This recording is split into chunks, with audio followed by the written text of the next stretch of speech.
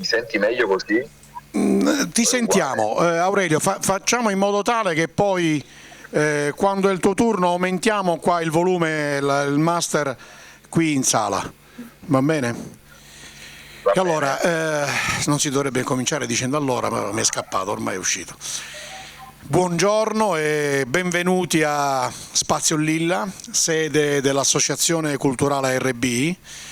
Ringrazio tutti i presenti, i numerosi presenti a questo incontro, a questa conferenza stampa. Ringrazio ovviamente anche chi da remoto si è collegato. Ringrazio l'onorevole Ignazio Corrao, europarlamentare, Aurelio Latorre, dirigente della Presidenza del Consiglio dei Ministri, la professoressa Mirella Fanti, dirigente dell'Istituto Comprensivo ISER Eolie, e la dottoressa Grazia Verduci. E ovviamente anche Nick Panzarella, che si è collegato d'oltreoceano. In questo momento sono le 3:30 del mattino, per cui di buon'ora, ma ci teneva ad essere presente in questa occasione. Prima di dare l'avvio alla conferenza stampa, desidero introdurre il perché siamo qui oggi insieme. Questo è il secondo passo di un percorso che abbiamo tracciato a partire da quest'estate. È un percorso che abbiamo tracciato insieme ad Aurelio Latorre, come è stato detto in occasione di quella tavola rotonda del 26 settembre, con una granita caffè con panna vicino alla passeggiata a mare, e nasce da un'esperienza formidabile che io personalmente ho vissuto e con me anche altri, che è il laboratorio teatrale curato da Vincenzo Tripoto, laboratorio teatrale sul 12° canto dell'Odissea, tradotto dal greco al siciliano. Questa esperienza è stata così tanto potente, così tanto entusiasmante, che mi ha portato ad avere una determinazione notevole. Con Aurelio invece abbiamo tracciato un percorso in considerazione di alcuni fatti che per certi aspetti mi hanno indignato, ma magari avremo modo di parlarne successivamente, e che dunque mi hanno convinto a un impegno attivo.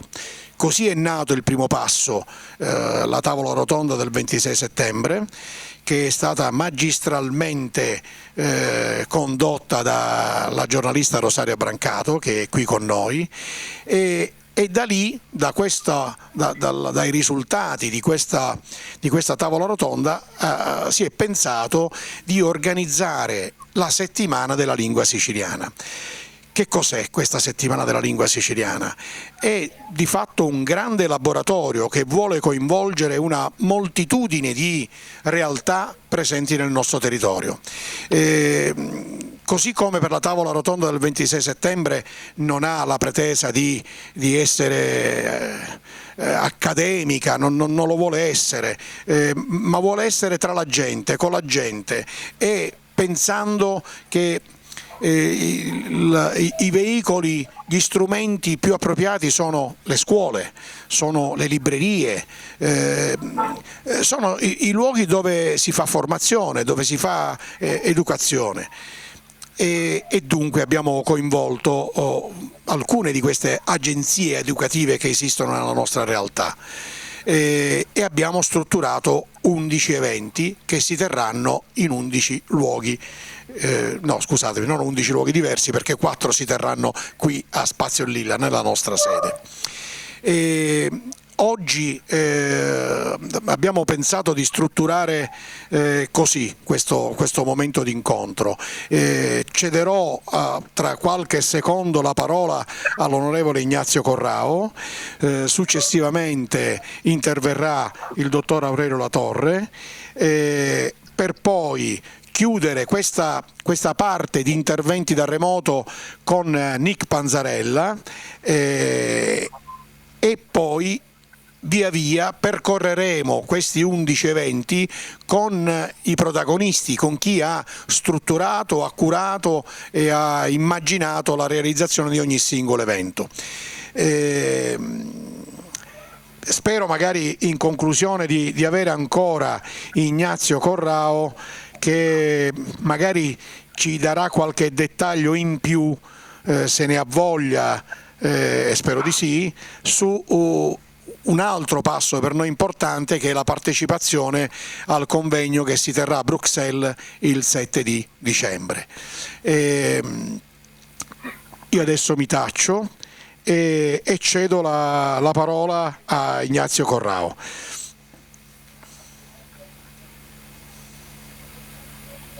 Bene, innanzitutto buongiorno a tutti e grazie mille al presidente di ARD, Davide Riotta, per appunto l'invito e per l'organizzazione di questa serie di eventi, che secondo me è veramente una gran cosa. Avete un gran coraggio e sicuramente ed è sicuramente encomiabile il fatto che riuscite a fare così tanti eventi coinvolgendo così tante parti su un tema tanto delicato, tanto importante, ma anche tanto lasciato in secondo piano, perché è oggettivamente difficile da spiegare anche ai colleghi, no, che hanno la possibilità comunque di studiare, di valorizzare, di conservare le loro lingue regionali. Faccio spesso l'esempio dei miei colleghi catalani, dei miei colleghi galleghi o andalusi, ma anche corsi o di altre regioni e di altre zone d'Europa, che la nostra lingua, il siciliano, purtroppo, dico purtroppo, oltre a non avere nessun tipo di tutela dal punto di vista nazionale, quindi dal punto di vista istituzionale italiano, non ha neanche nessun reale percorso dal punto di vista regionale siciliano. Cioè, questa è la cosa più strana, perché che ci sia un contrasto con diciamo, la nazione, con lo Stato, con una volontà politica nazionale di reprimere le lingue regionali, quello sarebbe più o meno comprensibile. La cosa più strana dal punto di vista siciliano è che la regione siciliana, quindi le autorità siciliane, i rappresentanti della Sicilia non si sono mai particolarmente spesi, se non addirittura proprio per nulla, per cercare appunto di tutelare in qualche modo, di avviare un percorso di tutela di quella che è la propria lingua, che, ripeto, la lingua non è soltanto un mezzo di comunicazione, è anche un mezzo di conservazione della propria tradizione, della propria cultura e della propria storia, perché noi abbiamo un problema interconnesso, cioè i siciliani non conoscono la storia della Sicilia, o perlomeno, almeno nella mia esperienza di rappresentante dei siciliani, posso dire che soltanto una piccola parte o una nicchia di persone particolarmente interessate, amanti della materia, si interessano alla storia siciliana. La gran parte dei siciliani si sono abituati a pensare che la Sicilia sia semplicemente una regione periferica della nazione italiana, che probabilmente sia stata sempre così, cosa che non è assolutamente vera, e che vive insieme alle altre regioni del sud Italia i problemi del mezzogiorno, in cui diciamo mentalmente Sicilia, Basilicata, Molise, fino all'Abruzzo, la Calabria, compresa la Sardegna, che è un'altra storia a parte, sono semplicemente le regioni sottosviluppate di una nazione che oggi ha pure i suoi grandi problemi sul piano internazionale ed europeo. Questa cosa qui, quindi la tutela della lingua, quindi il fatto di rimettere la lingua, almeno come idea o come percorso, al centro di un piano di studi, significa accompagnare anche con la conoscenza su quella che è la storia della Sicilia e l'incredibile ricchezza e varietà di eventi e cose che sono successe appunto in questa isola, che è strategicamente fondamentale appunto nella storia del Mediterraneo e quindi di conseguenza anche nella storia d'Europa. Quindi la vera questione qui è iniziare un percorso con grande ritardo, perché facendo il paragone con la nostra diciamo isola gemella per dimensioni ma con storia completamente diversa, io sono stato eletto nella circoscrizione Sicilia-Sardegna, mia moglie peraltro è sarda, quindi comunque in qualche modo con la Sardegna ho un rapporto che va avanti da anni. Io ho sempre notato come i sardi hanno un atteggiamento di difesa della propria lingua e della propria cultura molto diverso rispetto ai siciliani. Ora io non so se questo derivi da dimensioni numeriche o sul fatto che la Sardegna sia più isolata rispetto alla Sicilia proprio dal punto di vista geografico, essendo soltanto pochi chilometri che separano Messina da Villa San Giovanni e quindi dall'Italia continentale e dal resto appunto del continente. Però fatto sta che ad esempio la tutela della lingua sarda è un qualcosa che esiste, che è riconosciuta anche dalle istituzioni italiane. Però di questo sicuramente parlerà Aurelio Latorre successivamente sulla diversità appunto di tutela che c'è tra le regioni a statuto speciale italiano, ma io questa differenza l'ho sempre denotata. Dicevo l'altra volta quando ci siamo visti a Messina nell'incontro come ho assistito personalmente ad un discorso di introduzione del presidente della regione Sardegna fatto interamente in sardo, che poi ricordo comunque il sardo non è una lingua unitaria, cioè il sardo si parla con diciamo diverse varianti nelle diverse zone della Sardegna, eppure hanno una sorta di diciamo di struttura di lingua considerata unica, che il presidente eletto nel discorso introduttivo nel Consiglio regionale sardo ha utilizzato in un discorso di 30-40 minuti. Ora, se voi immaginate un presidente della regione siciliana che fa un discorso in siciliano all'assemblea regionale siciliana, cioè sembra qualcosa di totalmente impensabile. Perché? Perché il siciliano è considerato anche diciamo mentalmente non soltanto dalla classe dirigente o dalla classe politica, ma dal popolo siciliano come una lingua da popolino, no? Da quella che si può parlare nel mercato o nelle classi sociali diciamo più disagiate o nelle parti della società meno alfabetizzate. Cioè questo è quello che diciamo è emerso, la struttura con cui c'è il modo in cui il siciliano è trattato o è stato trattato negli ultimi decenni. Per fortuna e poi ovviamente è sempre stata tutta la questione ancora peggiore del collegamento con lo stigma mafioso, cioè che se parlavi siciliano eri automaticamente associato non soltanto a poca alfabetizzazione, ma anche a legami con ambienti criminali, perché diciamo così è stato venduto, no? Che nella grande comunicazione mediatica dei film mafiosi o di tutto quel tipo di comunicazione lì, la lingua siciliana è sempre stata legata a quegli ambienti. Per fortuna io noto che qualcosa, penso che tutti possiamo diciamo affermare con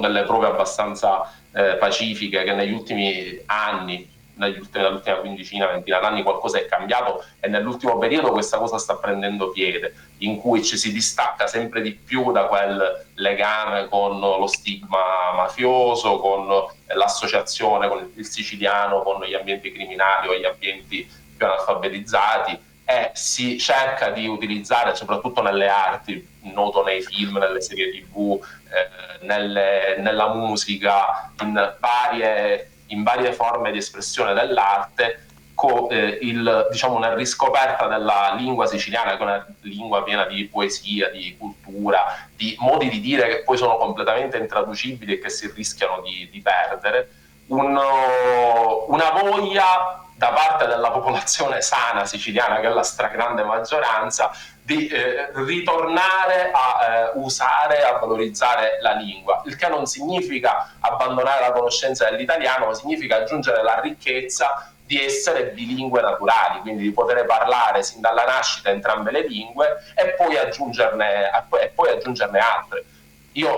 A me piacerebbe fare un discorso strutturato in siciliano anche in questa sede, però il problema è che non essendo mai stato educato a farlo, quindi non avendo mai avuto la possibilità di studiarlo, di essere alfabetizzato, tra virgolette, in siciliano, uno ha sempre la difficoltà o la sensazione di non saper parlare bene, anche se lo capiamo, lo parliamo per strada, lo comprendiamo in tutte le sue diverse sfaccettature, perché ovviamente il siciliano cambia da zona a zona della Sicilia, non ci sentiamo probabilmente ancora pronti per utilizzarlo. Allora, riuscire a fare questo percorso con questi eventi come quelli che state organizzando, che sono assolutamente delle straordinarie forme per cercare di sviluppare questa strada, ed altri che ne verranno, significa poter garantire a chi ha qualche anno in meno la possibilità di crescere con la consapevolezza che quello è un elemento di ricchezza.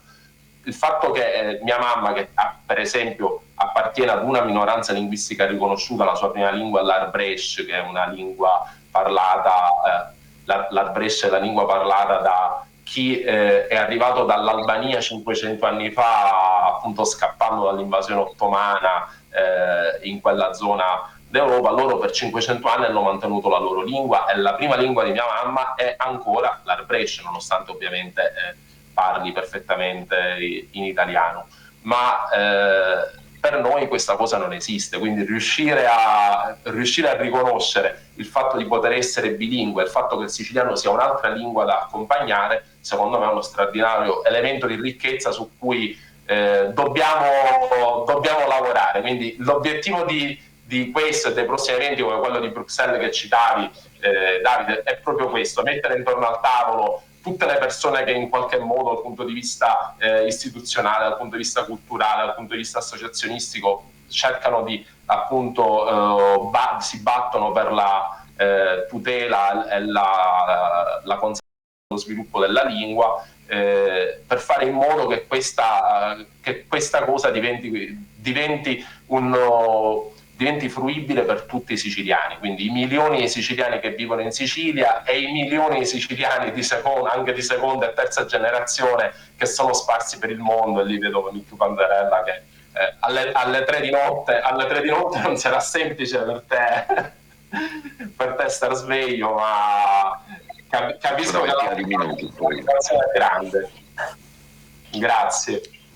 Grazie a te, Ignazio. Mi viene voglia di chiederti di farti una domanda. Ti è capitato, ti hanno mai fatto l'obiezione: ma con tanti problemi che ci sono nel nostro pianeta, i vari conflitti, ce ne sono, voglio dire, di tragedie nel nostro pianeta, ma come mai ci impegniamo su questo tema che non è così fondamentale? Io alcune risposte le ho date, però mi piacerebbe ascoltare la tua risposta. Cioè, cosa rispondi a chi magari fa l'obiezione: impegniamoci su altro? Ma guarda, nella mia esperienza ormai quasi decennale, su qualsiasi argomento è sempre così, perché ovviamente c'è sempre una scala, ognuno ha la sua scala di valori. È ovvio che ci sono argomenti che sono ritenuti più importanti rispetto ad altri, ma il tema è che non è perché, cioè, se ci si occupa appunto di una risoluzione di un conflitto o di un tema economico fondamentale, non è che si può lasciare, ad esempio, perdere l'istruzione primaria, o lasciare perdere gli ospedali, o lasciare perdere le strade, perché ci sono altre priorità. Diciamo, la politica deve occuparsi di un insieme molto vasto di cose. La tutela della propria lingua, della propria tradizione, la possibilità di poterla tramandare, perché noi oggi siamo in un momento storico in cui rischiamo di perdere molto del nostro patrimonio linguistico. Cioè, il siciliano che parlavano i nostri nonni, o comunque delle generazioni precedenti, è un siciliano molto più ricco rispetto a quello che viene parlato oggi dalle nuove generazioni, anche quelle che lo utilizzano come prima lingua, perché è chiaro che modi di dire, termini che magari sono legati pure ad elementi della società che sono cambiati e che non si sono aggiornati, perché la lingua è stata in qualche modo affiancata e sostituita da un'altra imposta come unica, che è l'italiano. E allora, se non si corre per cercare appunto di tutelarlo quel patrimonio, si rischia di perderlo. Quindi io ritengo che sia assolutamente una priorità.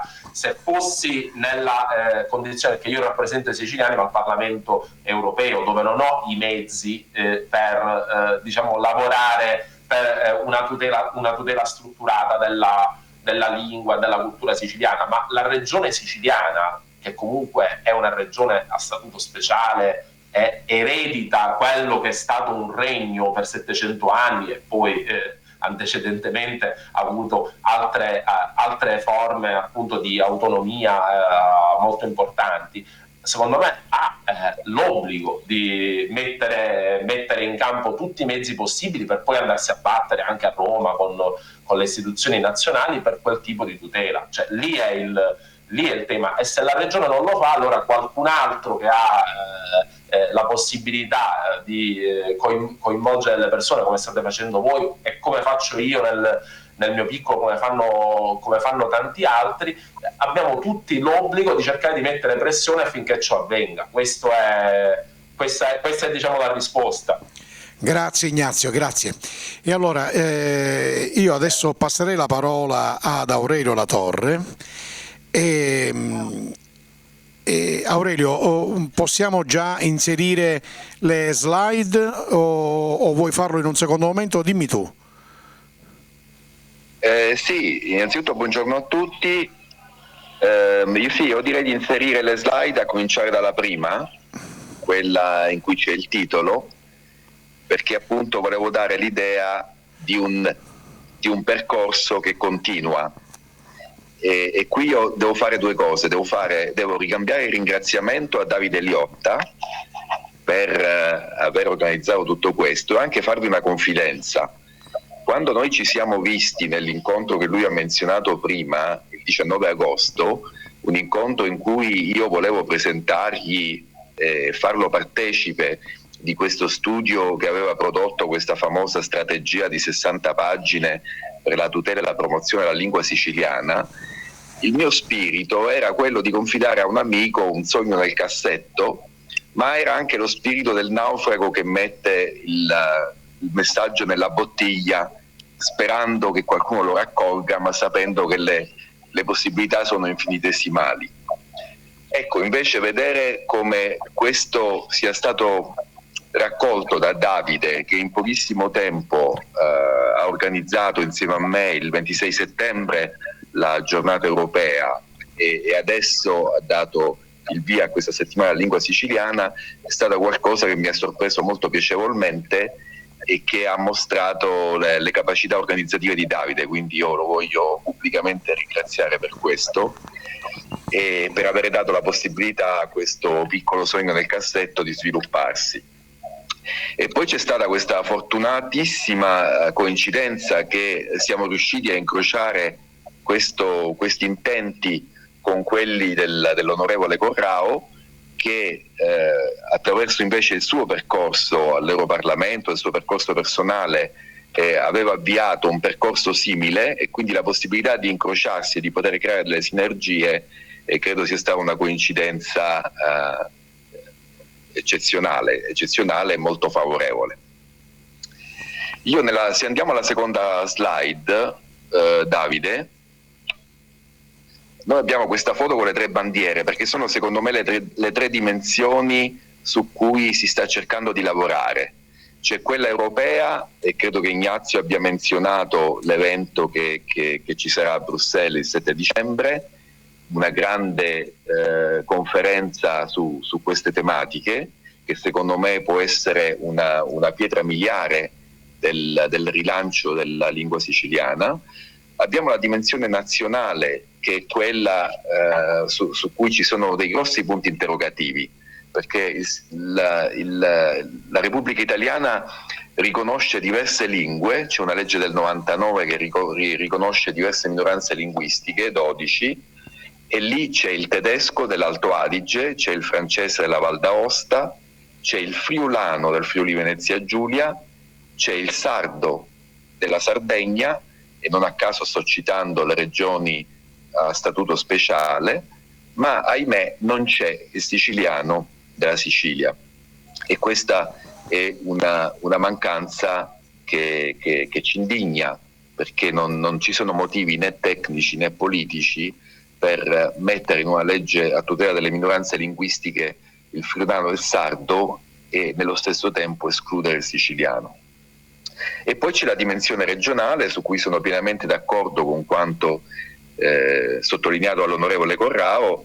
A livello di Regione di Sicilia non è stato fatto molto, e invece ci sono delle autostrade per tutto quello che si potrebbe fare. Tornando alla dimensione europea, e possiamo andare alla slide successiva, io ringrazio l'onorevole Corrao per avermi coinvolto e per avermi invitato anche come relatore.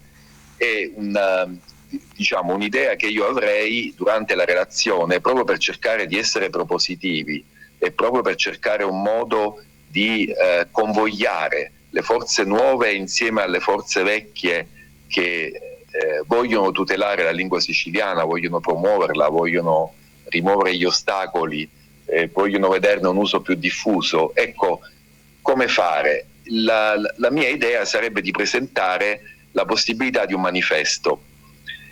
Il manifesto, come sapete, è una dichiarazione pubblica che definisce i principi e gli obiettivi di un movimento e di coloro che decidono di aderirvi. Ecco, secondo me potrebbe essere una buona formula per riunire tutte le diverse forze che in modi diversi vogliono promuovere e tutelare la lingua siciliana.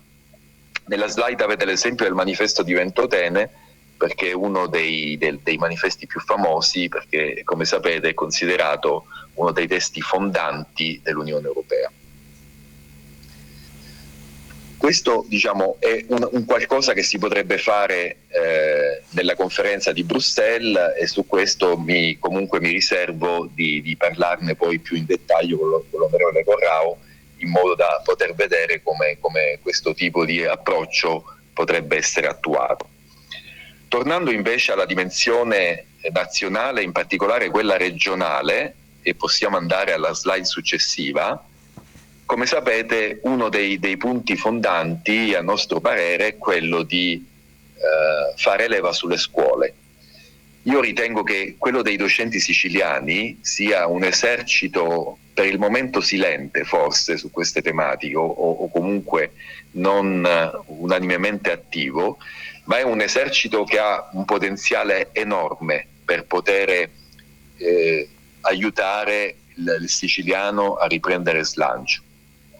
E qui vorrei dire, anche per riallacciarmi alla domanda di Davide poco fa, perché molti dicono con tanti problemi che ci sono, come mai sottolineate proprio questo? No, per fortuna sono pochi, per fortuna sono pochi, non sono molti. Per fortuna sono pochi, sì, per fortuna sono pochi.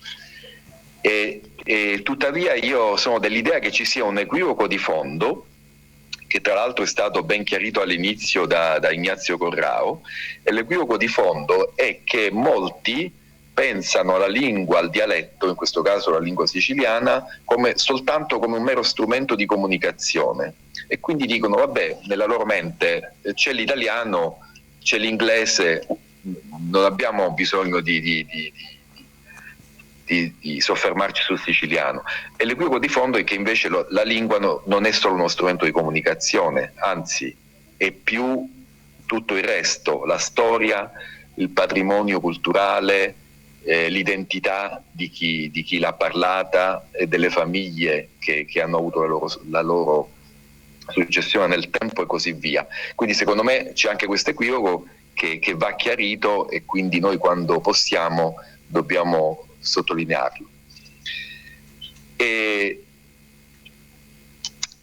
tornando quindi a livello regionale, al ruolo dei docenti, noi possiamo fare leva su questa legge del 2011 che noi abbiamo già menzionato il 26 settembre, ma che è un aspetto cruciale di tutto il nostro approccio, perché questa legge non ha avuto ancora applicazione, se non infinitesimale, ma invece è una legge che ha un potenziale immenso nel momento in cui si potranno attuare tutte le cose che questa legge prevede e per le quali il ruolo dei docenti, ripeto, è fondamentale.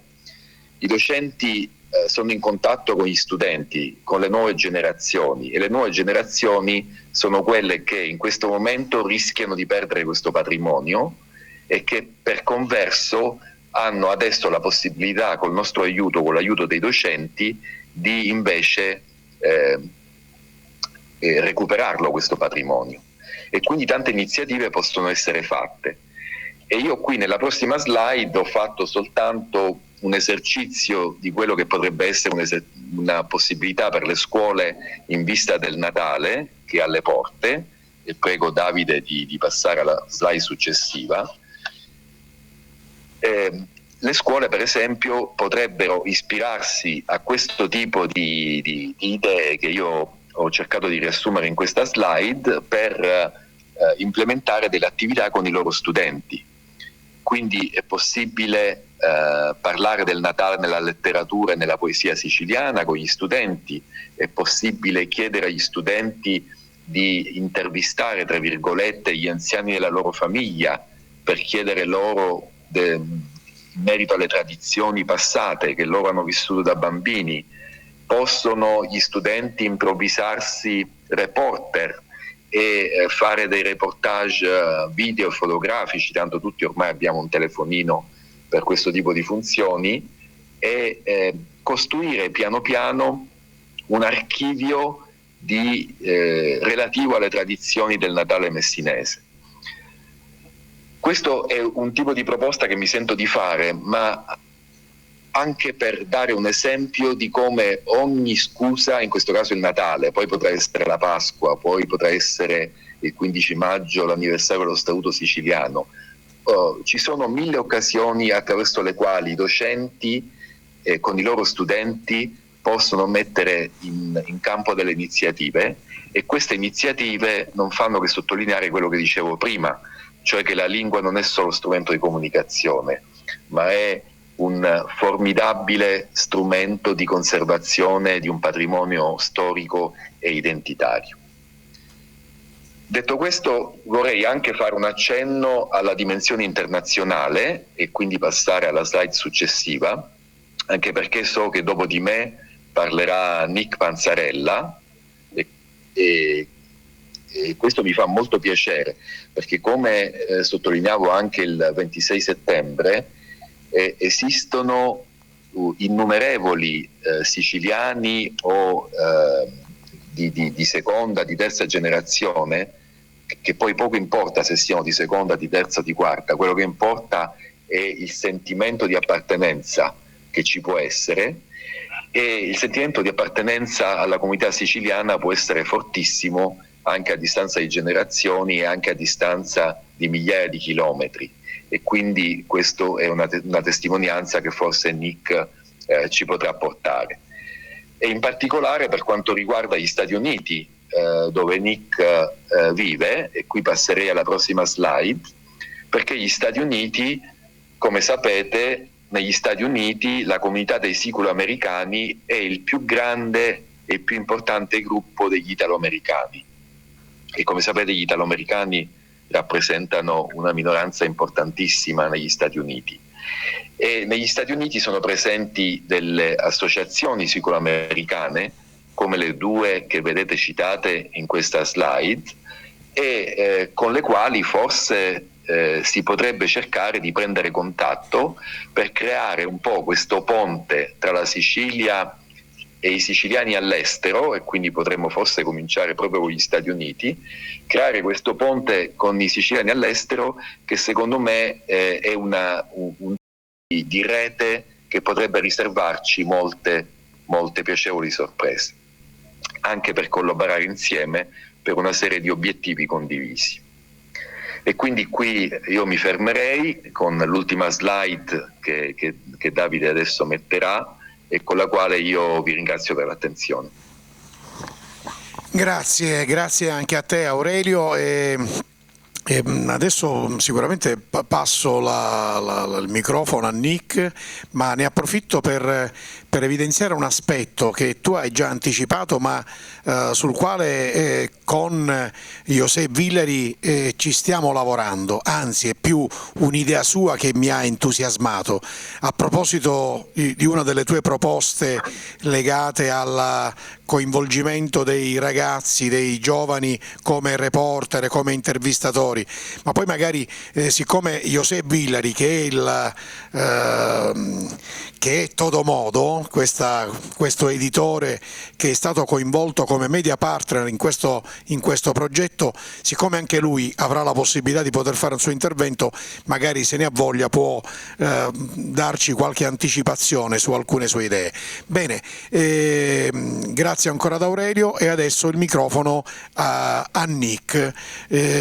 Che magari dico io ringrazio perché ha fatto questa levataccia, ma so che lui ci teneva moltissimo ad essere presente e quindi benvenuto qui a Messina a Spazio Lilla. A te Nick. Grazie Davide, sono Nick Panzarella, come sentite dall'accento non sono cresciuto con il siciliano né l'italiano, sono cresciuto a Houston nel Texas. Senza tutte queste lingue d'eredità. Mio nonno è nato a un paese che si chiama Montemaggiore, Belsito, nelle Madonie. Si parlava siciliano, infatti mia nonna, che era genovese, si è imparato il siciliano e parliamo un inglese qua con un paio di parole tipo sordi, i sordiceddi. Mischiato con l'inglese qua e io come ho un figlio ora ha solo 7 mesi, quando ho saputo che mia moglie è stata incinta ho deciso di non solo insegnare il siciliano e l'italiano al mio figlio, però ho deciso di parlare queste due lingue senza l'inglese a mio figlio. È una cosa che sarebbe un po' pazzo, però un figlio a 18 anni a crescere, allora la lingua può crescere con questo figlio. E qua negli Stati Uniti faccio pure un canale su YouTube dove parlo solo in siciliano e dimostro il mio percorso con la lingua, anche perché non ho visto nessun canale su YouTube solo in siciliano 100%, eppure con sottotitoli in siciliano. Allora, quello che faccio io è per me, per allenarmi, per esercitare la lingua, ma anche per dare qualcosa alla comunità, non solo in America, ma pure in Sicilia, perché ancora ci sono oggi siciliani che crescono senza la lingua siciliana. Io ho studiato la linguistica a New Orleans, nella Louisiana, e pure a Bologna. Ho lavorato con un paio di lingue che stanno in via di estinzione, tipo il bolognese, tante lingue indigene qua negli Stati Uniti, e vedo che il siciliano, se non cambia percorso, sarebbe una di queste 1000 lingue che moriscono nei prossimi anni. Allora ho deciso di fare tante cose qua con la lingua. Pure abbiamo organizzato un'altra settimana del siciliano più internazionale, per incoraggiare la gente a usare la lingua siciliana ogni giorno con sconosciuti.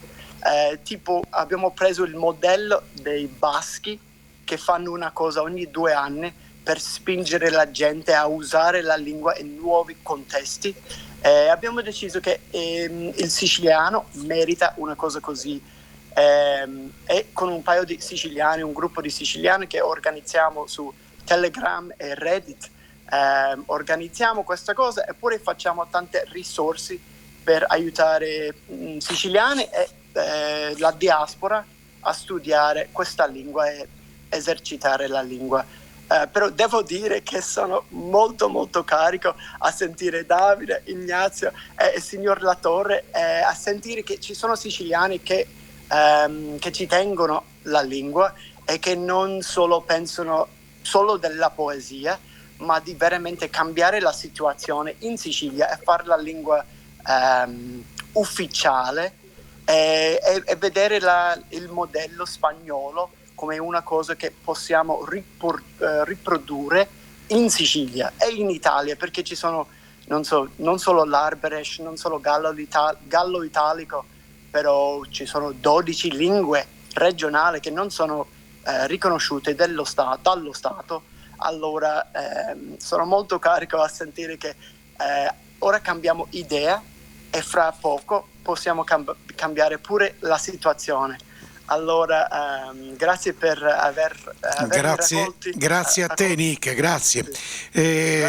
Ma vedrai che avremo modo di continuare questo percorso e perché no organizzare, anche se c'è un oceano di mezzo, tante altre attività, e magari parliamo solo in siciliano, così ne capiamo meglio, va.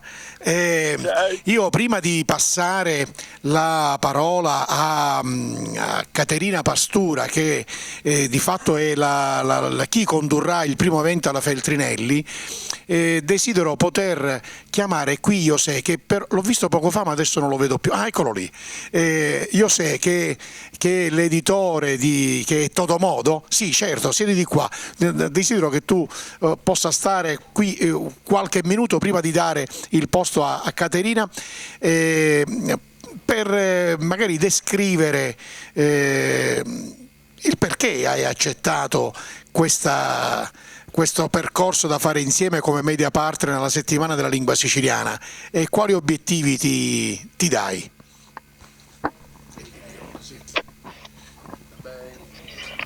Non funziona, carica. Allora, intanto ben trovati a tutti, grazie per questa opportunità.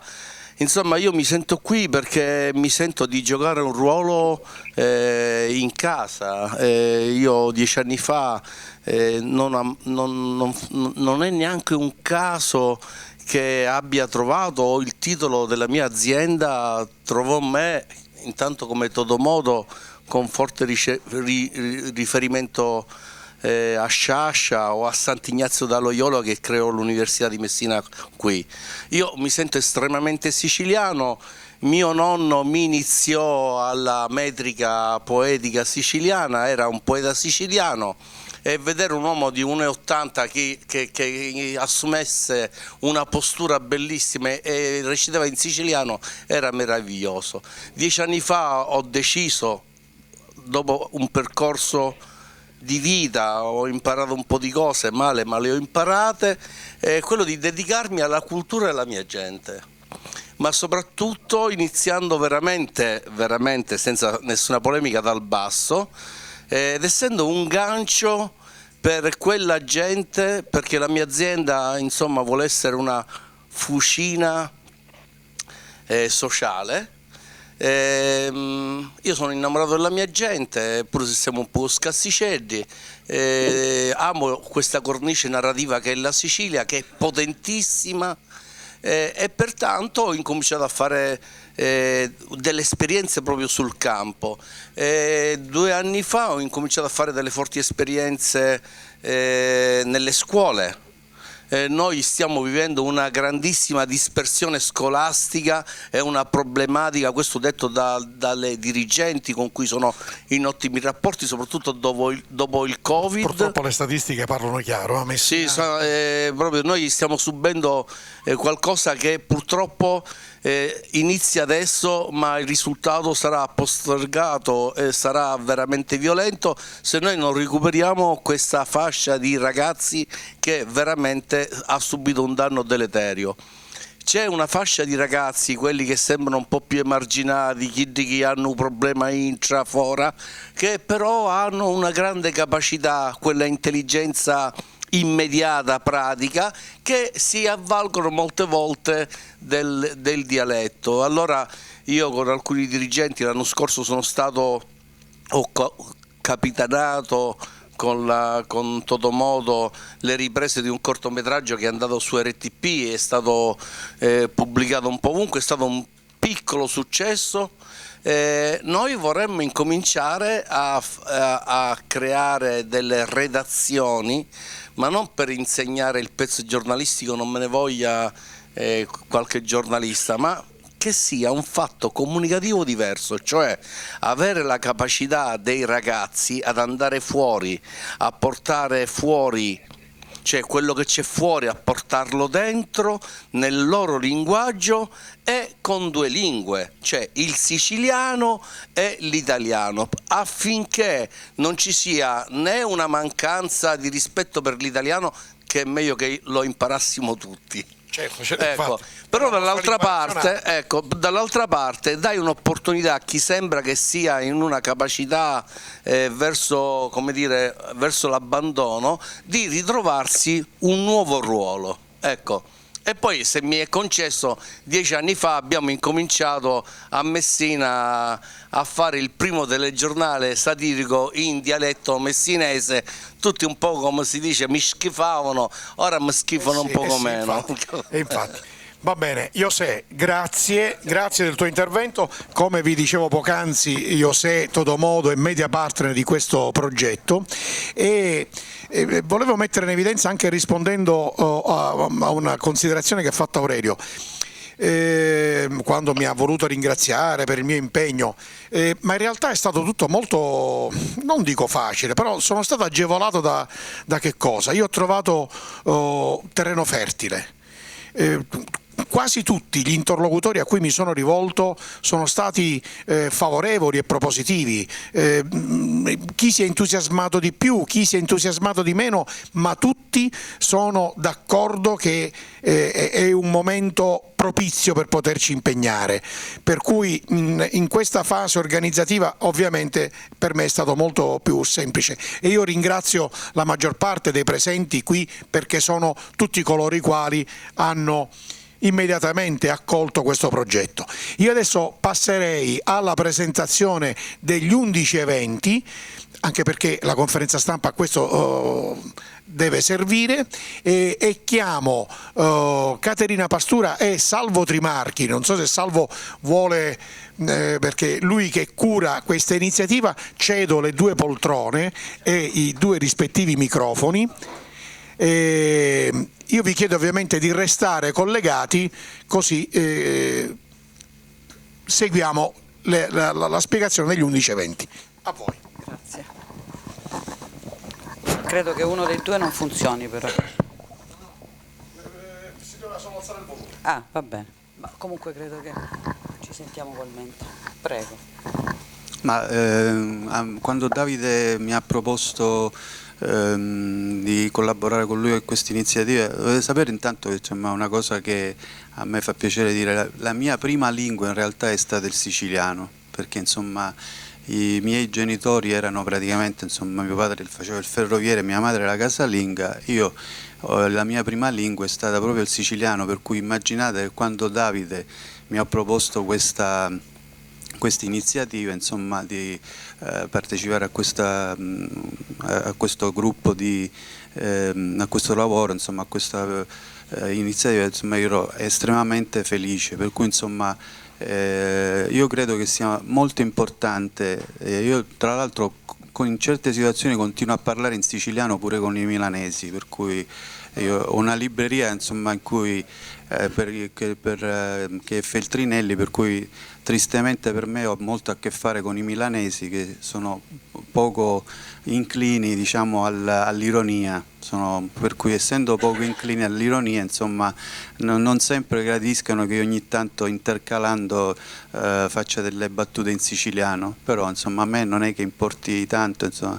credo che sia anche un modo simpatico, diciamo, per recuperare la nostra identità. Non si capisce per quale motivo ci debba essere, come dire, quasi una dittatura nordica sulle identità, per cui insomma, oppure che ne so, insomma, è normale che si parli il romanesco in battute e magari insomma, uno non possa e non si passa appunto come simil mafiosi perché lo parli, insomma, invece quando fai delle battute in siciliano storcono tutti un pochettino, storcono il naso, insomma, non è importante, per cui insomma sono molto contento, insomma sono molto contento tra l'altro di poter realizzare questa iniziativa con Biagio Guerrera, che è uno studioso della lingua siciliana, e con Katia, insomma, che ha una casa editrice che non solo sulla lingua siciliana ma sulla cultura del Mediterraneo ha cercato di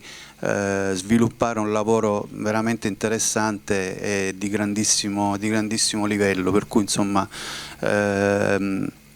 diciamo, è una cosa molto bella quella che ha fatto questo lavoro che sta facendo Davide, soprattutto per il fatto che ha realizzato qualcosa alla quale io ho sempre tenuto, ed è quella di mettere insieme delle sinergie, cioè invece di curare ognuno il proprio orticello, lui è andato a chiedere in giro alle persone, diciamo, di buona volontà, chi avesse voglia di farlo, e insieme si è creato senza voler mettere alcun cappello, ma semplicemente la propria esperienza, la propria disponibilità e la propria generosità, insomma, e questo io credo che sia una cosa che andrebbe sviluppata molto di più, cioè l'idea che si debba lavorare in sinergia fra le persone che hanno voglia di creare cultura, di creare in questo caso di linguaggio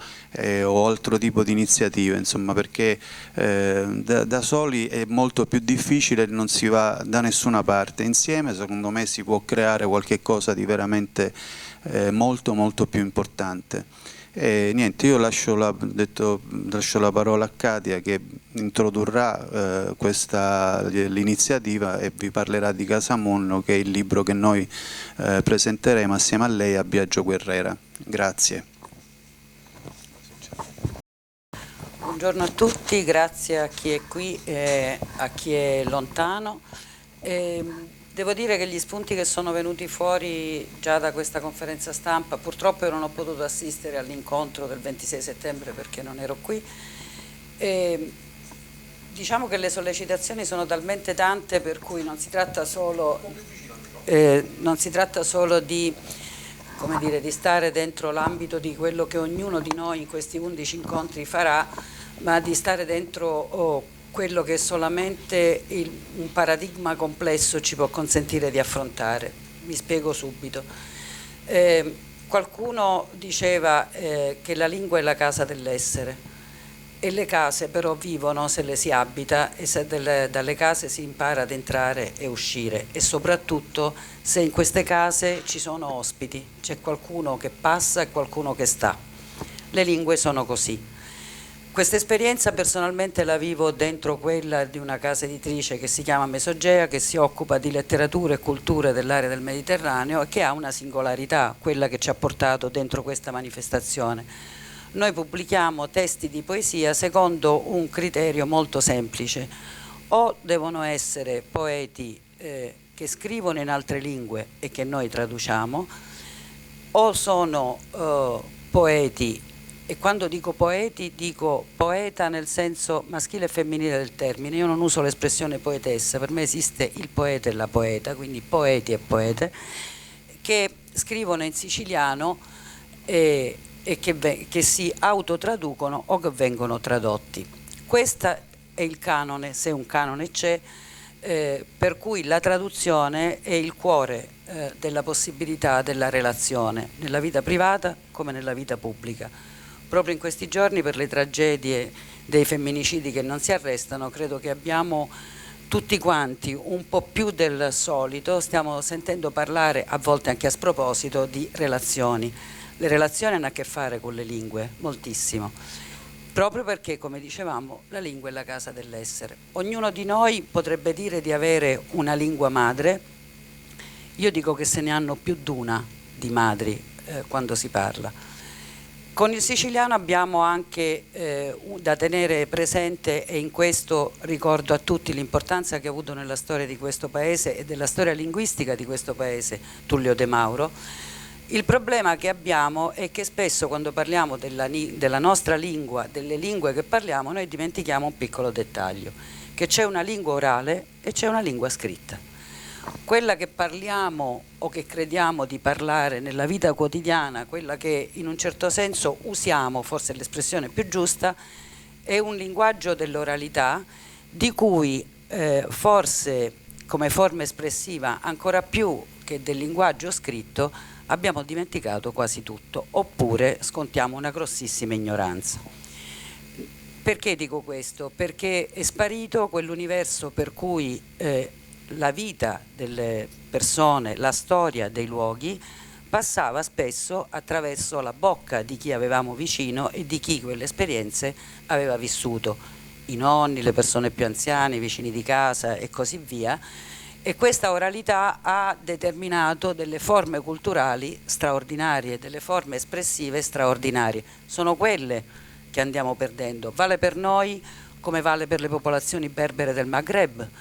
Il Marocco, la Tunisia, l'Algeria hanno lo stesso problema che abbiamo noi, si parla una lingua ufficiale, poi ce n'è un'altra che è stata tra virgolette dismessa, spesso cancellata dai processi coloniali che quelle terre hanno subito, e poi c'è la lingua televisiva che diventa la lingua di tutti.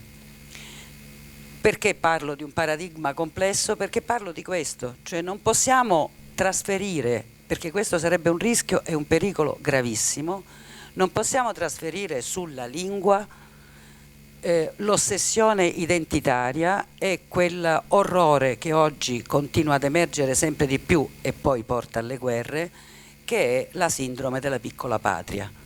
Qui non si difende, quando si difende una lingua non va difesa un fortino etnico, non va difeso un territorio che ha bisogno di muri, va difeso il... Lo so. No, lo preciso perché... sì. Lo preciso perché abbiamo a che fare con la regione siciliana. Posso essere... Ecco, posso essere spietata. Devo dire che mi fanno specie, per usare un eufemismo, assessorati che si richiamano all'identità mentre non si preoccupano dell'educazione. L'identità è una cosa molto seria, soprattutto se è plurale. E quindi, no, mi fermo. Per questo stavo arrivando lì, per questo parleremo di Casa Munnu, perché casa è una parola che conosciamo in tutte e due le lingue, Munnu è mondo detto in italiano, Biagio Guerrera è catanese, scrive in siciliano, scrive in catanese anche su questa varietà, perché il siciliano è anche i siciliani, e quindi abbiamo sempre a che fare con una singolarità e con una pluralità, e in questo lui richiama un altro poeta straordinario antillano che è Patrick Chamoiseau, che invece parla di una casamondo, di una cultura che deve esprimersi, che può continuare ad esprimersi solo se ritrova nella mondialità la sua specificità. Nel dettaglio di Casa Munnu e delle sue poesie parleremo il 27, però è per quello che partivo dal mio sproloquio di partenza iniziale, perché sono molto preoccupata delle enclave invece che delle aperture. Grazie. Io vi ringrazio e Ettore, se passi alla locandina successiva, e chiamo il liceo La Farina, tutto il liceo viene qui. Scusa Davide, Ignazio. Scusa Davide, posso un attimo salutare tutti perché io devo andare in aula a votare. Allora devi, va bene Ignazio. Comunque noi stiamo registrando, ti faremo avere tutto, va bene? Ok, grazie a tutti e mi raccomando, mettiamoci tutto quello che abbiamo dai diversi punti di vista, perché secondo me il momento è buono per riuscire a valorizzare, a mettere una pietra miliare per la valorizzazione e la conservazione della lingua. Grazie Ignazio, ci vediamo presto. E grazie alla professoressa Colosi, che rappresenta il liceo classico La Farina. Sì, quasi un agguato, perché non te lo aspettavi? Idea, no, no la mia dirigente impegnata in prefettura per un invito relativo alla presentazione di un evento legato ai femminicidi e alla violenza sulle donne, e quindi oggi sono qui con voi per presentare quello che noi abbiamo immaginato per i nostri ragazzi, intanto noi abbiamo aderito a questa vostra proposta spinti dalla curiosità, perché non sapevamo da dove saremmo mai partiti, né quale sarebbe stato il percorso e la reazione dei nostri ragazzi. E il primo istinto ovviamente per un liceo classico è alzare un po' i toni, no? E quindi il primo tentativo è stato letteratura, traduzioni, l'Odissea, l'Iliade, però alla fine ci siamo resi conto che forse per i ragazzi sarebbe stato più opportuno metterli in una posizione di comfort zone e quindi farli incuriosire. E questo è stato un altro, già con il video abbiamo in qualche modo intrapreso quella che ci è sembrata la via più naturale per avvicinare i ragazzi all'argomento, per facilitare e rendere naturale il percorso verso l'avvicinamento e la pratica e l'uso della nostra lingua, e abbiamo continuato con il programma per martedì che 28 novembre. Prevede un laboratorio musicale che curerà direttamente la dirigente. Prevede diversi momenti, si parte dalla percezione cristallizzata del siciliano nell'immaginario collettivo anche attraverso il cinema, e quindi il Padrino sarà uno dei momenti in cui sarà il punto di partenza per ragionare sulla percezione nell'immaginario collettivo non soltanto italiano ma del mondo della lingua siciliana come connotativa in negativo. E poi noi ci siamo affidati al laboratorio musicale che è a cura della nostra dirigente, che è Fine musicista, il laboratorio teatrale che curerà alcuni momenti sempre sulla tematica della lingua del livello popolare, e il filo conduttore per i nostri ragazzi è l'anima del siciliano come anima leggera, come anima incline al sorriso, anzi addirittura al riso, alla risata, al piacere della battuta, della scenetta, del racconto popolare. Le canzoni sono chiaramente tutte in siciliano, ma sempre tratte da una condivisione popolare ma anche moderna da parte delle nostre generazioni.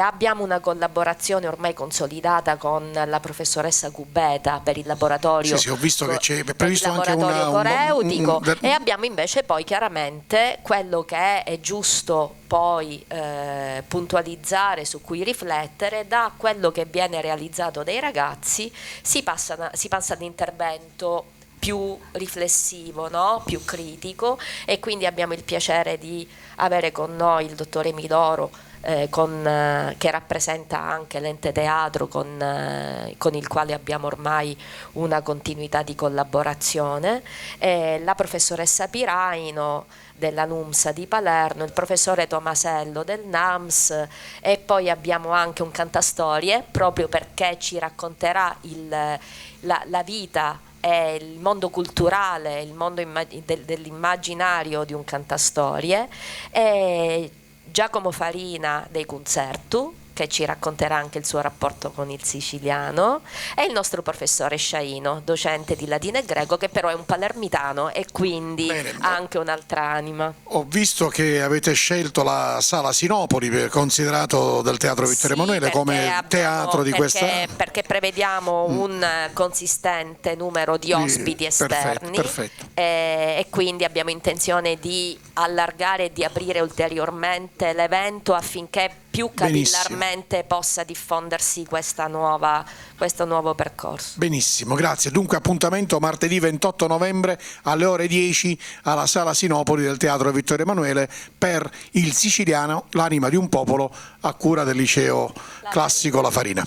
Grazie alla professoressa Colosi. Passiamo all'evento successivo e qui siamo alle Isole Eolie e io sono felicissimo della partecipazione dell'Istituto Comprensivo Isole Eolie, capitanato, diretto dalla professoressa Mirella Fanti, che ho avuto modo di conoscere recentemente e di cui me ne sono innamorato perché è una donna eccezionale con una grande energia. Mirella, grazie per aver aderito a questa iniziativa. Se con la tua capacità di comunicazione ci dai in pillole quello che avete pensato di realizzare mercoledì 29 novembre alle 10:30. Prego, a te la parola, Mirella. Grazie, grazie Davide per questo invito. Siamo contentissimi di partecipare a questa settimana della lingua siciliana. Io, come già ho avuto modo di dirti, non sono propriamente siciliana, anche se ho un quarto di sangue siculo, perché la mia nonna paterna era di Messina. Ho vissuto quasi sempre a Roma, ho vissuto molti anni all'estero, insegnavo all'estero e ho scelto le Isole Eolie come sede del mio lavoro. E devo dire che alle Isole Eolie ho trovato un mondo meraviglioso da un punto di vista culturale, da un punto di vista linguistico. Il siciliano per me è una delle lingue più ricche al mondo. Tra, diciamo, le lingue italiane è una lingua ricchissima, piena di suggestioni, e credo che la sua ricchezza derivi proprio dal fatto di aver incontrato tante culture, perché dall'incontro, dal dialogo e dallo scambio, no, di mondi diversi nasce proprio la ricchezza. Allora io a Salino ho avuto la fortuna di incontrare anche una professoressa eccezionale che ho qui con me, la professoressa Teresa Oliviero. Buongiorno. Buongiorno professoressa. Da quando è arrivata con noi nella nostra scuola dal 2011, lei mi ha proposto questo bellissimo progetto, quindi è dal 2011 che noi facciamo questo progetto di teatro siciliano, quindi tutti gli anni generalmente con la classe terza media, che è la classe un po' più matura, e quindi alla fine dell'anno questi spettacoli di teatro siciliano con autori come Martoglio, Giusti, Capizzi, Capuana, e quindi esperienze bellissime.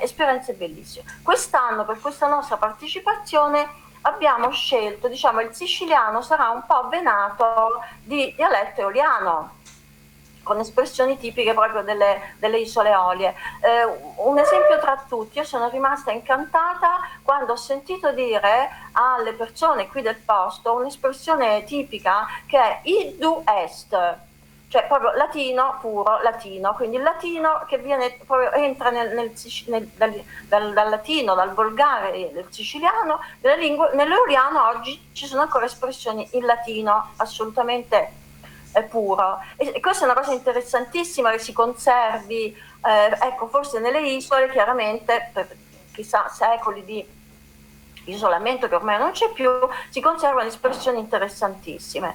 E allora la nostra scelta, adesso io poi darò la parola alla professoressa, i nostri ragazzi sono su nella loro aula che stanno provando le scenette scritte da loro, 3 scenette, quindi in eoliano, in siciliano eoliano, abbiamo scelto un tema di attualità per noi. Nella vita quotidiana stiamo molto soffrendo perché ci sono grandi lavori pubblici a Salina, saranno chiaramente i fondi forse del PNRR, meno male che arrivano, però tanti disagi, quindi una strada stanno rifacendo una strada, si sta rifacendo un porto, una tubatura che è scoppiata, insomma varie problematiche, e quindi i ragazzi impersonano la popolazione che si lamenta di questi lavori, quindi anche con effetti naturalmente comici, satirici, qualche stoccatina ovviamente magari agli amministratori, ma il tutto nello spirito di una sana risata in eoliano. Lascio la parola a Teresa, che è la regista di queste scenette. Prego. Grazie Mirella,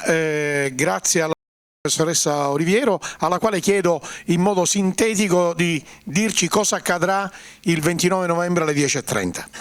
Ok, il 29 novembre abbiamo curato 3 scenette, appunto come diceva la nostra preside, che trattano 3 lavori pubblici a Selina. Abbiamo deciso di portare questo tema perché appunto, oltre ad essere espresso in lingua siciliana, fa anche ridere. Sono delle scenette satiriche, per cui sono dei fatti realmente accaduti a Selina, quindi abbiamo tratto spunto proprio da fatti realmente accaduti per portarli in scena, e sono naturalmente fatti che fanno sorridere, perché naturalmente i ragazzi, come ben si sa, loro mi chiedono sempre di trattare dei temi in lingua siciliana, ma nello stesso tempo dei temi brillanti, dei temi che fanno sorridere.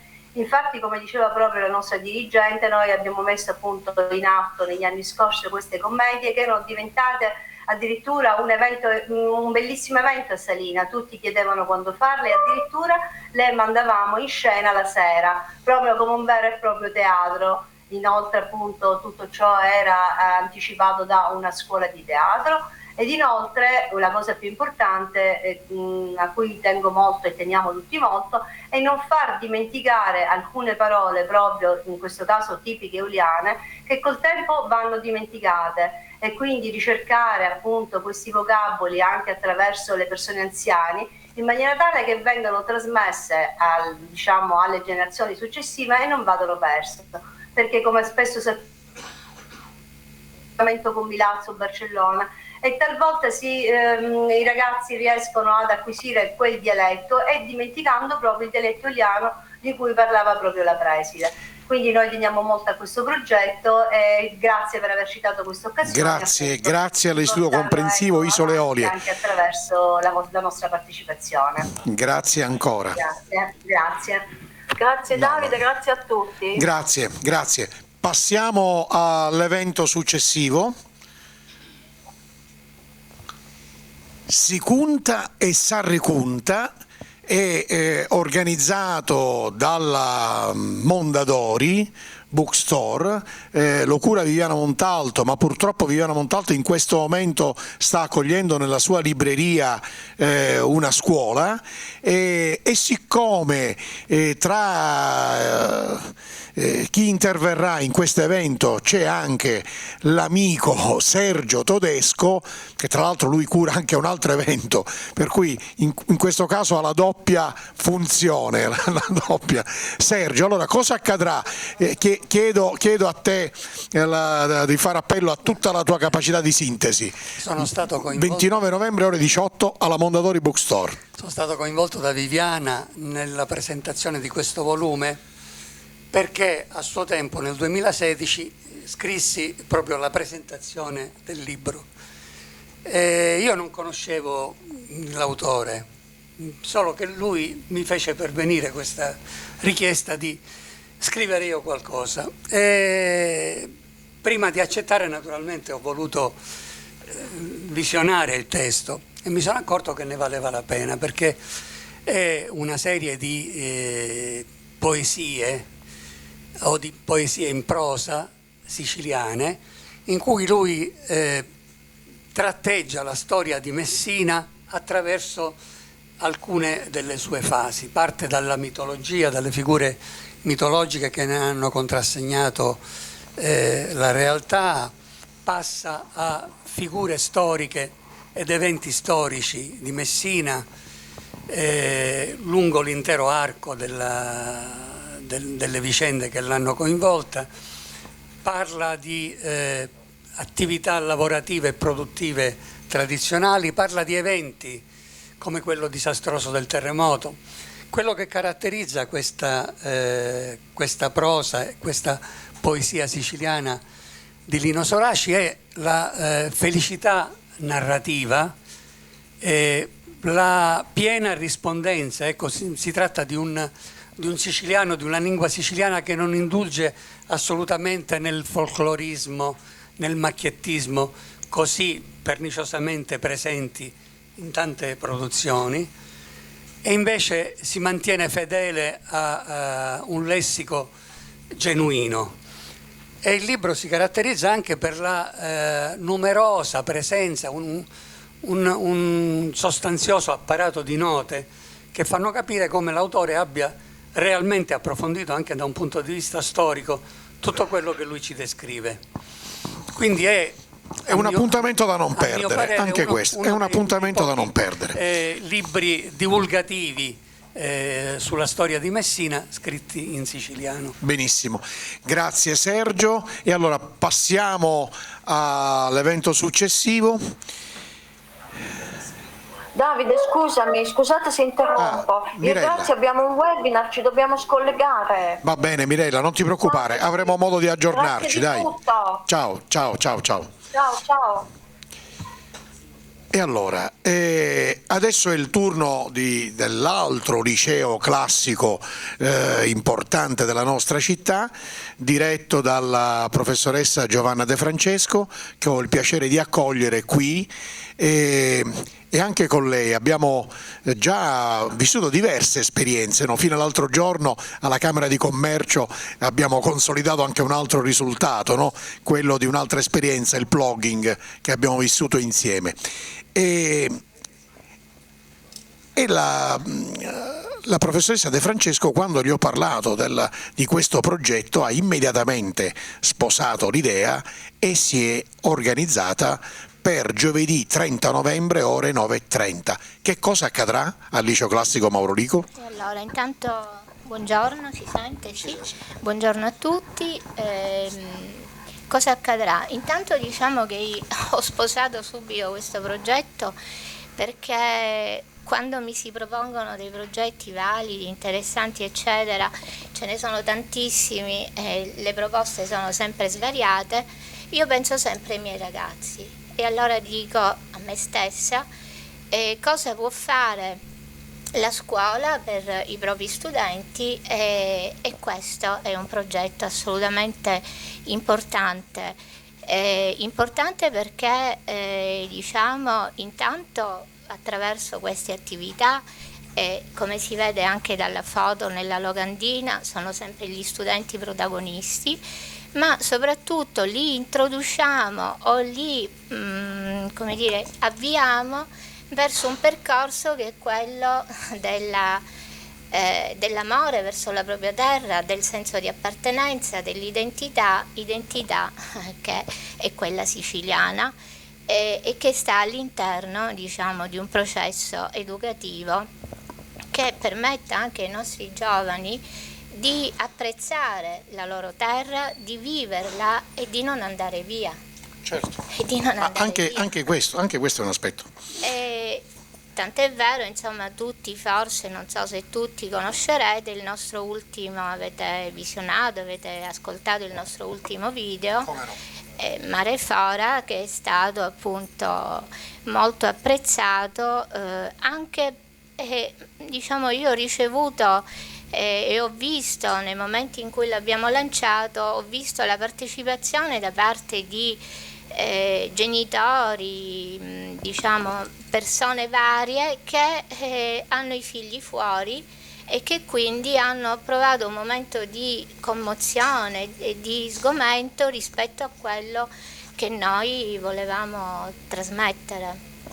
E quindi, diciamo, quando io poi l'ho proposto ai ragazzi, i ragazzi hanno aderito immediatamente. Hanno aderito perché è una continuazione. Anche nel suo caso ha ospiti interventi di prestigio da Mario Sanica, Daniele Magris, Sergio Foscarini, Anna Maria Ceri, Carmelo Lupini. Carmelo Lupini, sì, sono docenti, Mario Sarica lo conoscete. Il professore Daniele Magris e Sergio Foscarini sono docenti di latino e greco nel nostro istituto e diciamo c'è anche la cura verso lo studio.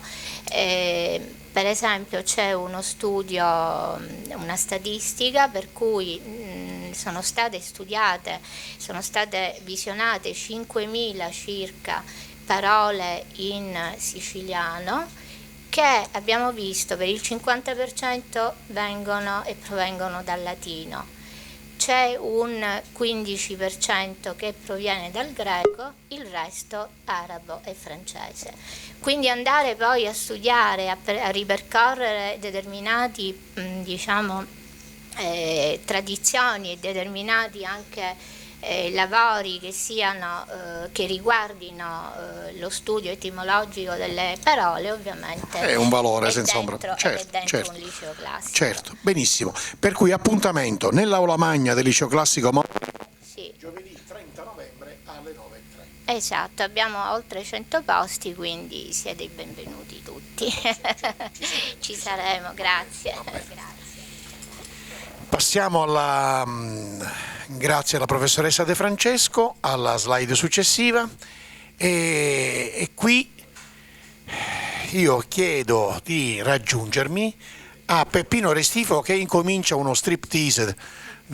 Beh, lui ci ha abituato già alla tavola rotonda del 26 settembre, che quando ha raggiunto la sua postazione si è spogliato. Beh, fino a un certo punto non si replica questo. L'applauso del pubblico Che ti ha riscaldato. ho detto che lo dedicavamo a Rosa Balistreri e quindi naturalmente la cosa mi ha emozionato talmente che mi sono dovuto togliere la giacca. Sì, ma in questo caso apparentemente torna Rosa Balistreri, apparentemente, cioè nel senso che pigliate l'arme, correte i pecciotti, ci vuole forza e coraggio di tutti, ma soprattutto la strofa fusso mammuzza cuccori tiranno, la manno a mare a cercare un nonno, come un gagliaste un sentisto banno, un cite a mare lì turche ci sono. Allora immaginiamo l'ambiente di questa scena è la zona messinese che sta tra Salice, Le Masse, Castanea, Gesso e Acqua Ladroni. Pigliate l'arme, correte i picciotti, lo spiegherò il 30 novembre. L'ispirazione appunto è quella di Rosa Balistreri, ma vorrei, se mi riesce, far capire come attraverso Ucantu e Ucuntu si spiegano bei pezzi della storia siciliana. In particolare lo spazio è quello dei casali di Tramontana e di Acqua Ladroni, Acqua dei Corsari. Il tempo è quello successivo alla battaglia di Lepanto e precedente all'età napoleonica.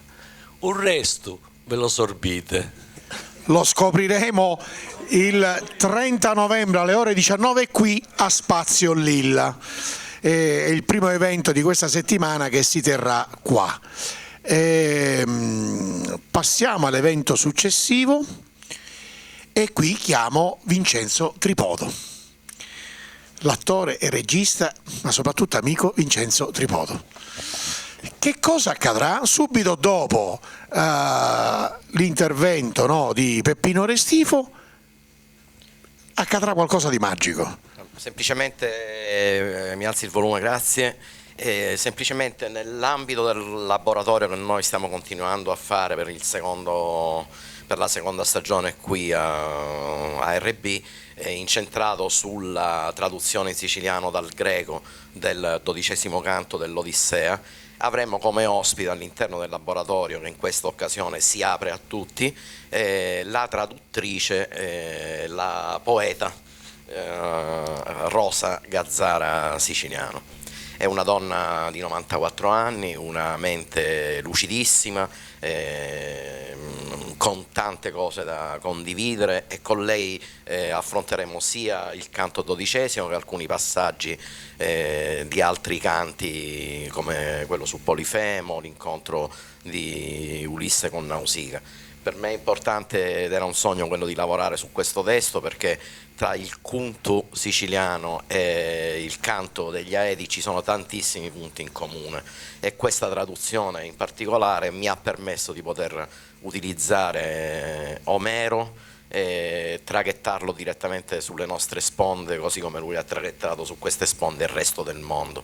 Quindi siamo partiti dal 12° canto proprio perché è quello più vicino alla nostra geografia, quindi riconosciamo i luoghi, riconosciamo i posti, è anche un modo attraverso il laboratorio di ricostruire i miti, le loro origini, di chi era figlia Scilla, come si è trasformata, da dove viene Cariddi, le sirene, cos'erano, come erano rappresentate ai tempi dei greci, no? Molti sono convinti che le sirene greche siano tante piccole Ariel, mentre invece, come vedete nel vaso che viene qui riprodotto, erano delle semiarpie, nel senso che avevano la parte di sopra femminile e la parte sotto era un uccello, e scopriremo quant'erano in effetti, che nome avessero, e come anche questa rappresentazione sia fondamentalmente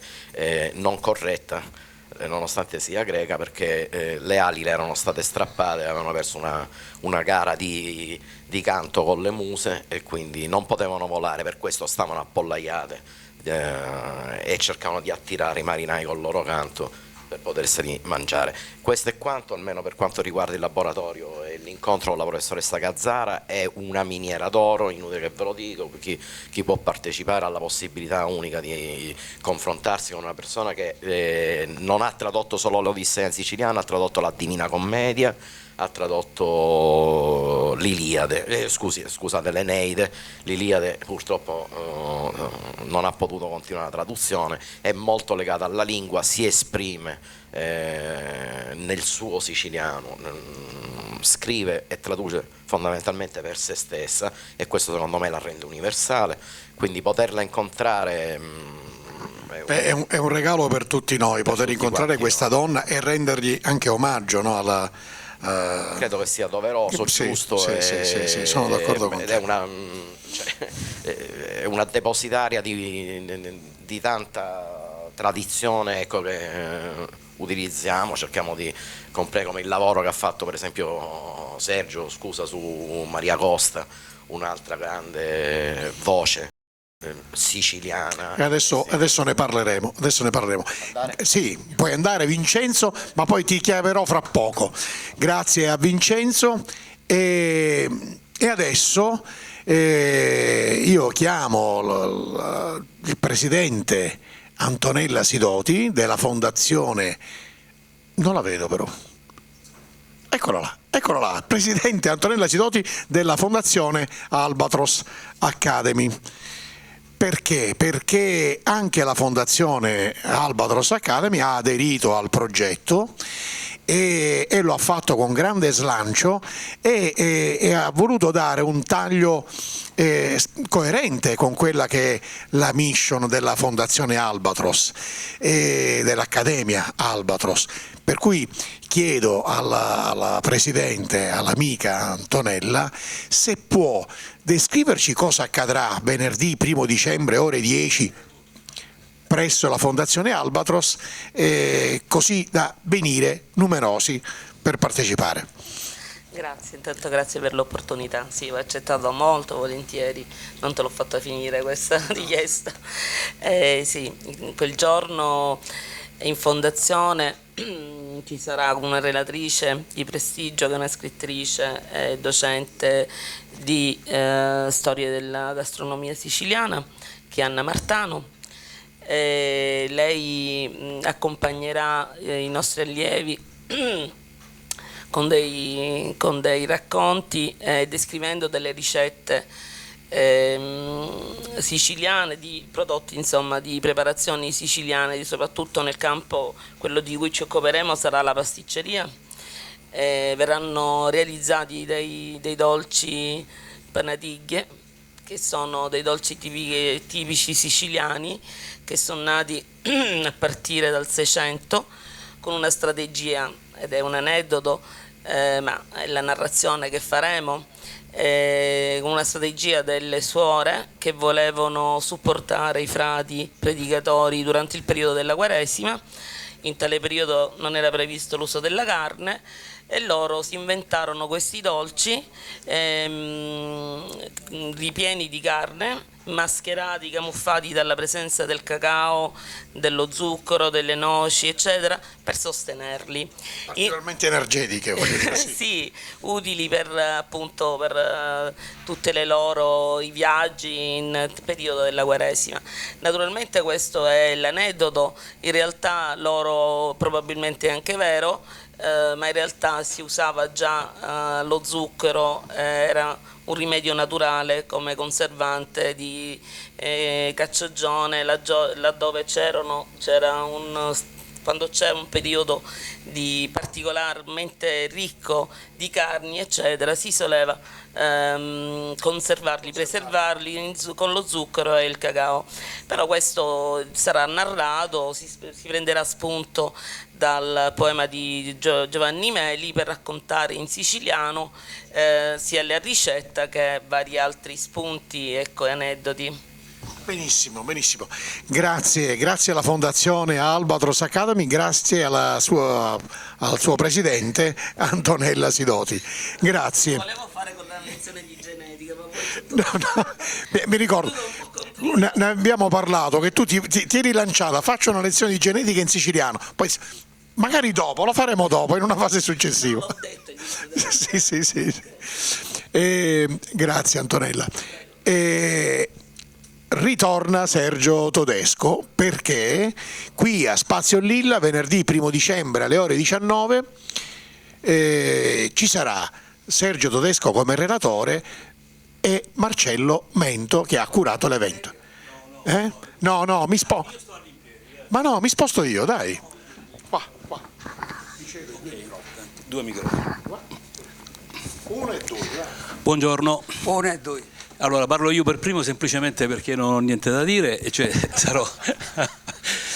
sarò diciamo quello che stimolerà Sergio a parlare di un argomento importantissimo, di un personaggio veramente importante per la nostra città, per la nostra cultura, e non deve sembrare appunto una semplice, come dire, un modo di dire, perché stiamo parlando di un personaggio che veramente vive questa nostra città nel senso della continuità, da ciò che eravamo a ciò che siamo.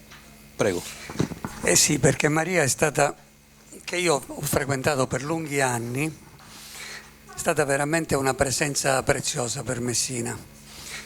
E attraverso Maria riescono ad arrivare fino a noi forme lessicali pre-terremoto, che senza la sua presenza, senza la sua opera, avremmo definitivamente smarrito. Maria è stata una poetessa o una poeta, come ci diceva Katia, che ha praticato lungo l'intera sua vita, ci sono dei documentari che poi brandelli dei quali noi proietteremo durante l'incontro, e ha praticato il dialetto sentendolo come il suo linguaggio primario, se non addirittura unico. Il dialetto però in Maria era una lingua, alla stessa maniera con la quale lo era per Ignazio Buttita, per esempio. Buttita disse una volta che nel dialetto parlano le vite dei nostri morti, e Maria ci ha abituati a considerarlo così, cioè a declinare attraverso i suoi versi tutto quello che la cultura tradizionale messinese era riuscita a sedimentare lungo secoli di storia. Proprio in virtù di questa specificità, di questa preziosità, nel 2006, se non ricordo male, io che allora lavoravo in soprintendenza, l'ho proposta come tesoro umano vivente, realizzando un documentario di circa un'ora, adesso disponibile su YouTube. E ricordo che il presidente della commissione Rei, allora Registro Eredità Immateriali, mi telefonò per dirmi: guarda, non c'è stato bisogno che noi esaminassimo il 1,5 kg di documenti scritti che tu ci hai trasmesso, perché c'è bastato visionare questo video per dire che assolutamente andava iscritta nel registro dei tesori umani viventi, perché Di Maria, oltre che la felicità linguistica, era importante anche la mimica, la gestualità, la maniera con la quale lei recitava le sue poesie, i lampi agli occhi, che la rendeva realmente un aedo contemporaneo in grado di trasmetterci veramente l'anima della lingua siciliana. Proprio per questo poi, come Centro Studi Maria Costa, un'associazione della quale ho fatto parte come fondatore ma dalla quale poi mi sono un po' allontanato, abbiamo curato questa opera omnia raccogliendo tutto quello che in lingua siciliana Maria aveva scritto, tanto come poesia quanto come prosa, e secondo me rimane una pietra miliare di infatti venerdì poi, cultura siciliana to cure. 1 dicembre Metteremo una bella lente di ingrandimento. non diciamo tutto, ecco. Certo, assolutamente. Va bene. Okay. Grazie Davide per questa opportunità, questa possibilità. Sergio dedica il suo tempo a noi e a Maria Costa. Grazie Sergio. Passiamo all'evento successivo che, se non ricordo male, vede protagonista Vincenzo Tripodo. Vi chiedo scusa, devo andare via. Antonella, un bacio. Vincenzo, sabato 2 dicembre, ore 21, vietata ai minori di anni 18. Allora, sì. Ma perché? Io non riesco a capire. Allora, perché c'è un saggio scritto da Dario Fo, che Lo sceno è sacro, in cui Dario Fo punta, diciamo, gli occhi su come a volte per conoscere un popolo bisogna conoscerne le parole, quelle più intime, diciamo, quelle più bastase. No? Più bastase. Se non l'avete letto ve lo consiglio, è un testo di un premio Nobel e comunque di uno dei più grandi attori, registi e scrittori italiani, e fa un excursus su tutto quella che è la poesia, il teatro erotico in Italia e anche all'estero, diciamo, nella storia del mondo. Perché La Minata degli Dei? La Minata degli Dei è un testo di Domenico Tempio, Micio Tempio, un nome che circola, diciamo, tra di nicchia, mettiamola così, di nicchia, non è molto conosciuto perché ovviamente è bastaso e la sua, diciamo, Micio era molto di più di questo, era molto più. Ce ne sono tantissime, però per esempio le sue opere erotiche lui non le voleva pubblicare, circolavano solo, ecco, nei circoli intimi, no? Lui però ha scritto anche tantissimo altro lavoro, tante cose come, che ne so, un dramma su un prete pedofilo, stiamo parlando del 1750 quando è nato, muore nel 1810, già la carestia, sulla peste a Catania, quindi è un autore, diciamo, a 360 gradi, che aveva questo piccolo altro aspetto dilettevole dove affrontava anche la sessualità dal punto di vista diciamo dei siciliani. È chiaro che è un grande osservatore, è un uomo che vive la Catania di quel periodo, che vive una Catania di bettole, di prostitute, di gentarella, e ruba al popolo il linguaggio che poi ritroviamo nelle sue composizioni. È estremamente irriverente e chiaramente anche provocatorio. Cresciuto all'interno di un ambiente cattolico, ha frequentato il seminario, come diceva Woody Allen, le donne migliori sono quelle che escono dalle monache, evidentemente. dico, nella sua follia comunque, forse l'aver frequentato troppo gli ambienti cattolici ha fatto sì che lui rispondesse in maniera totalmente poi vi lascerei con ecco, è vietata ai minori di 18 anni, oggi sono abituati a sentirne pure di peggio, diciamo, è un consiglio per chi, però ve lo faccio consigliare direttamente dalle parole di Micio Tempio, cioè quindi lascio il posto a lui, perché proprio lui dice che cupate di sintomi e di stennicchi per non sentire queste cose scialunate, se tu passi lo zucco delle orecchie, che hanno sopprito queste cose zuccherate, che noi parliamo da cazzi, da sticchi, da culi, da fottute e da manate. Chi non vola non senta, parlo solo a stonione da fottuto in culo. Mi blocco qua, diciamo, però... Questo sarà sabato 2 dicembre ore 21. Quindi venite confessati. Anche questo non si può mancare. Bene, concludiamo questa carrellata.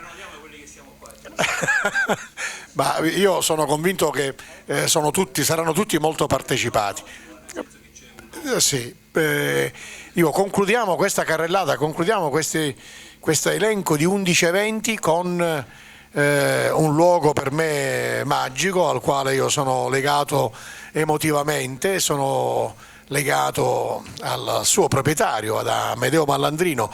Questa mattina voleva esserci ma non è stato possibile, però abbiamo la professoressa Alba Crea che io chiedo di raggiungermi perché lo so che Alba si entusiasma quando viene coinvolta così,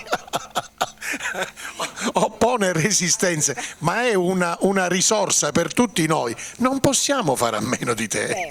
Vero, Alba. Soprattutto a quest'ora. Lo so, siamo andati un pochino lunghi. E allora, cosa accadrà domenica 3 dicembre ore 18? Innanzitutto, se sopravviverete a questo spettacolo interessantissimo e a tutta la settimana della lingua siciliana, se ce la farete, venite a Villa Cianciafara per quest'ultimo appuntamento, che è un appuntamento leggero però frutto di tutta una serie di ricerche. Villa Cianciafara è stata scelta non solo per i legami di amicizia che ci uniscono a Amedeo Mallandrino, ma perché è proprio il posto ideale per una conversazione di questo genere, perché Amedeo Mallandrino è un parente, un discendente di Alberto Favara, che ci ha lasciato la più consistente, più importante raccolta di canti popolari siciliani, pubblicati poi insieme a TB, eccetera. Allora, pensando alla presenza del dialetto siciliano nella musica, della lingua siciliana, come possiamo anche dire nella musica, normalmente vengono in mente i repertori popolari, appunto quelli del Favara, TB e tutti gli altri che continuano a emergere, a venire fuori negli studi e nelle esecuzioni più recenti. Viene anche in mente Cavalleria Rusticana, che era una cosa che appunto Davide si aspettava. Allora, siccome queste due cose per fortuna sono molto note e sono molto frequentate dal pubblico, mi sembrava di dover intraprendere una strada più pericolosa e più avventurosa, e cioè quello che c'è in mezzo tra i canti popolari e Cavalleria Rusticana e le opere veriste. È possibile che in tutti quei repertori musicali che hanno attraversato i secoli e che sono nati come repertori musicali internazionali, cioè scritti e pubblicati per circolare in tutta Europa, non ci fosse la presenza della lingua siciliana? E allora, andando a guardare, si è trovato che in effetti ci sono davvero più pagine di quante noi non pensiamo. nascoste dentro libri di madrigali del Cinquecento, nascoste dentro arie, raccolte di arie del 6 e del 700, raccolte in pubblicazioni cameristiche dell'Ottocento e del primo Novecento. Sono messe in mezzo, non le vediamo quasi nemmeno, no? Perché le altre cose sono diventate più celebri e hanno forse circolato di più.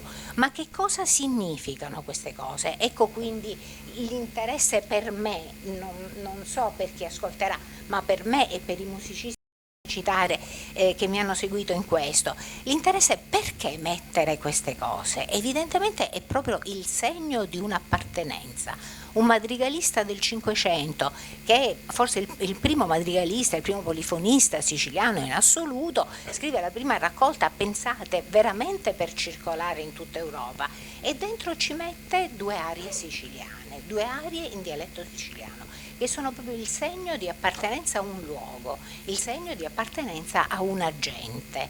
Ecco che ritroviamo poi questa presenza della lingua anche in repertori sacri, anche in commedie fatte nei palazzi dei nobili a Palermo, interamente in dialetto siciliano, cosa non comune perché se erano in dialetto napoletano e circolavano in dialetto napoletano in tutta Europa. Però ci sono anche queste siciliane e allora è sembrato interessante andare a guardarle, andare a cercarle e eseguirle.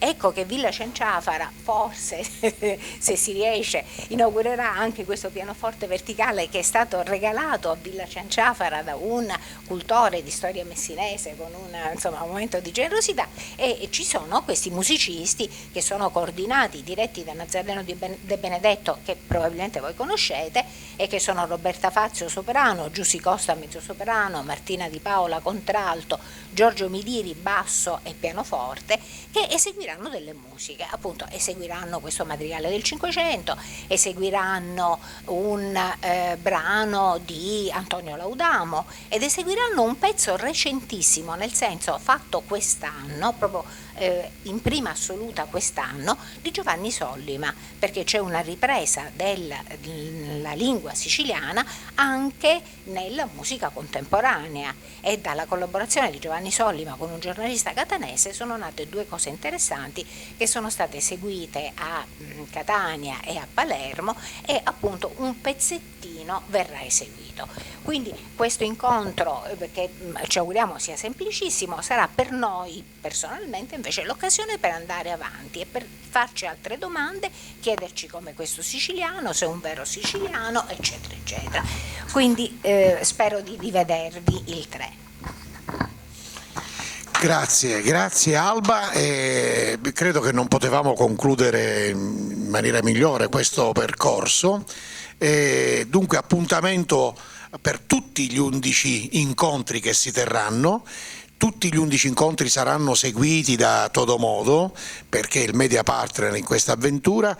Per ogni occasione saranno presenti loro con le loro telecamere, sarà presente Joseph Villari che farà le interviste prima, dopo, proprio perché questo percorso vuole raccogliere testimonianze e contributi per proseguire in questo percorso. Grazie Alba, grazie a tutti voi. Ma il grazie ce lo dobbiamo dire tutti, perché sono stati tutti favorevoli a creare questa rete e questa sinergia. Grazie a tutti voi, buon pranzo.